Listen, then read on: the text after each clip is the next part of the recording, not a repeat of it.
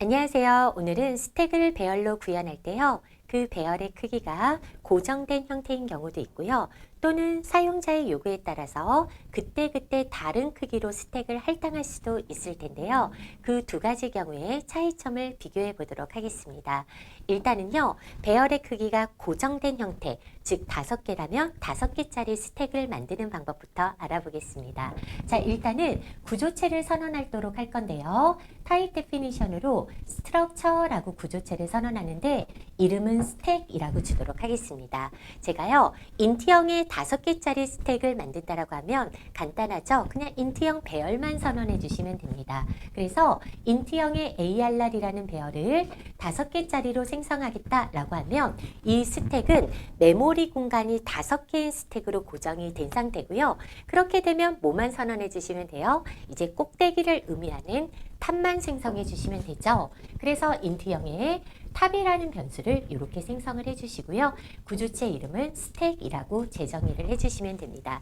그러면 이렇게 구조체의 정의가 끝나면 스택을 생성할 때 어떻게 해주시면 될까요? 그냥 단순히 스택에 대한 변수 선언을 예를 들어서 STK라고 생성을 하게 되잖아요. 그러면 STK라는 변수가 메모리에 할당이 되는데요. STK는 일단 ARR이라는 인트형의 변수가 5개 할당이 되죠. 그러면 ARR이라는 이름으로 인트형의 변수가 하나, 둘, 셋, 넷, 5개가 할당이 되고요.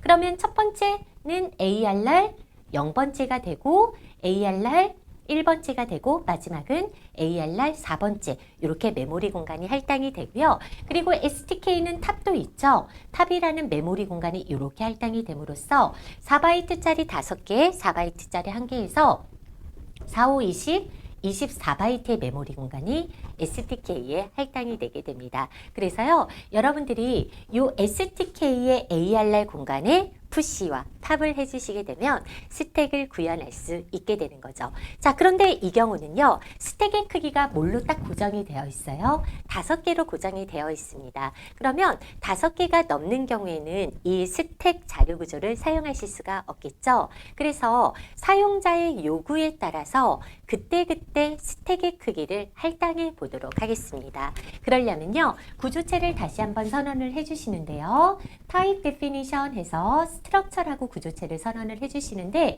이름 마찬가지로 스택이라고 주도록 하겠습니다. 자, 얘는요, 메모리 공간을 할당하고 가는 거죠. 그런데 그때그때 다른 크기를 할당하고 싶다면 여기에서는 뭐를 선언해 주시면 돼요? 주소를 저장할 수 있는 포인터 변수를 선언해 주시면 됩니다. 왜냐하면 메모리 크기를 몇 개 할당할지 모르기 때문에 동적 할당을 받을 거고요. 그러면 얘 입장에서는 포인터 변수는 무조건 몇 바이트? 64비트 시스템에서 8바이트라 그랬죠? 8바이트만 딱 할당하고 가주시면 되고요. 그리고 꼭대기를 의미하는 마찬가지로 탑이라는 변수를 하나를 선언을 해줍니다.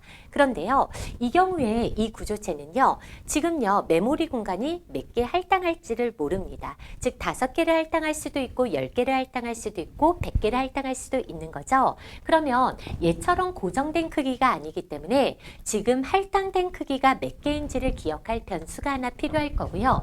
그 변수를 저는 커퍼시티라고 이렇게 선언을 하도록 하겠습니다. 그러면 이 구조체는요, 스택이라는 이름으로 재정의를 할 건데 얘는 포인터 변수 1개와 인트형의 변수와 그리고 전체 메모리 크기를 저장할, 그러니까 배열의 크기를 저장할 커퍼시티까지 선언하게 이렇게 됩니다. 그러면요, 여러분들 우리가 구조체 변수를 선언할 때 STK는 24바이트가 할당이 됐잖아요. 그럼 얘는 스택의 구조체 변수를 STK라고 선언을 하잖아요. 그러면 STK가 몇 바이트가 할당이 되냐면요, 8바이트짜리 ARR이라는 8바이트짜리 포인터 하나 생기고요.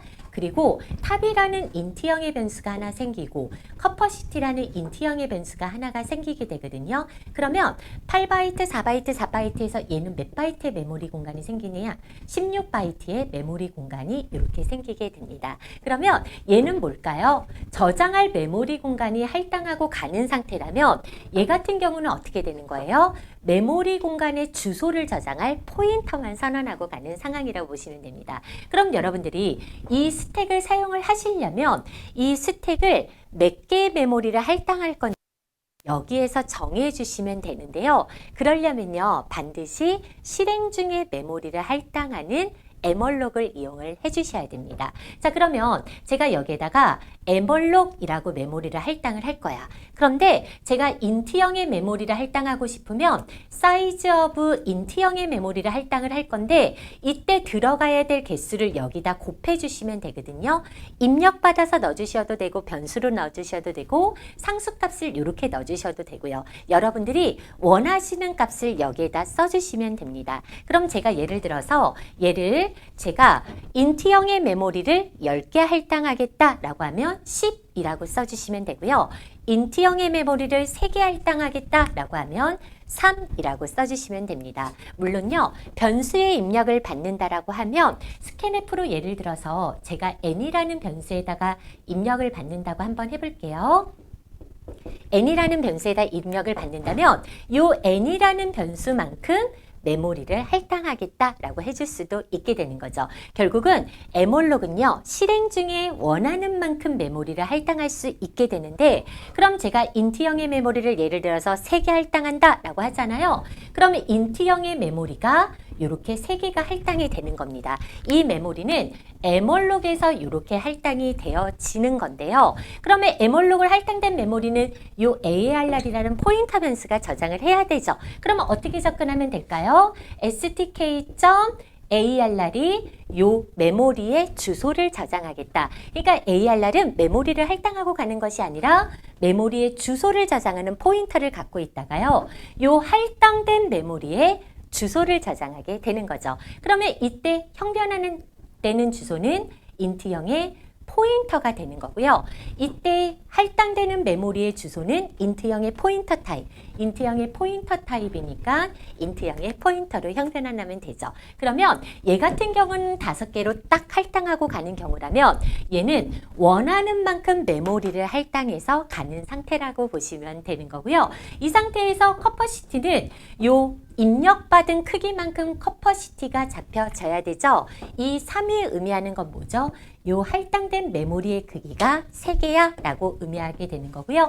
그러면 stk.capacity는 뭐가 되죠? 여기서 받은 n의 값이다. 이렇게 넣어주시면 되는 거죠. 그럼 3이 들어가고 탑은 스택에서 탑은 0에서 시작하면 되니까 stk.tab은 0이다. 이렇게 코드를 구현해 주시고 가주시면 됩니다. 그래서요, 여러분들이 우리가 배열로 할당할 때는 그냥 고정된 크기로 딱 그 크기만 할당할 수 있다면 구조체를 배열이 아니라 포인터로 선언하면요. 사용자의 요구 조건에 의해서 그때그때 다른 메모리를 할당할 수 있으니 좀 더 효율적인 코드라고 볼 수가 있죠. 한 가지 얘는요. 에멀록으로 할당된 메모리죠. 에멀록으로 할당된 메모리는 프리하지 않으면 절대로 해제되지 않는다 그랬죠. 재부팅 할 때까지는 메모리 누수가 계속 발생을 하는 거예요. 그래서 만약에 구조체를 이렇게 동적 메모리를 할당하고 싶다면 프로그램이 종료되기 전에 반드시 메모리를 걷어들이시고 종료를 해주세요. 뭐가? 요 메모리는 에멀록으로 할당된 동적 메모리니까 반드시 해제해 주셔야 되죠. 이 메모리의 주소는 누가 알고 있어요? 얘가 알고 있죠? 뭐라고 해제해 주시면 될까요? free stk.arr이 가리키는 메모리를 프리하겠다라고 하면 ARR이 가리키는 메모리가 프리가 되어집니다. 자, 이렇게 해서요. 오늘은 스택을 이용을 할 때요. 고정된 크기의 배열과 그리고 포인터를 이용해서 동적 할당에서 가변 크기를 스택을 할당하는 방법에 대해서 알아봤습니다. 감사합니다.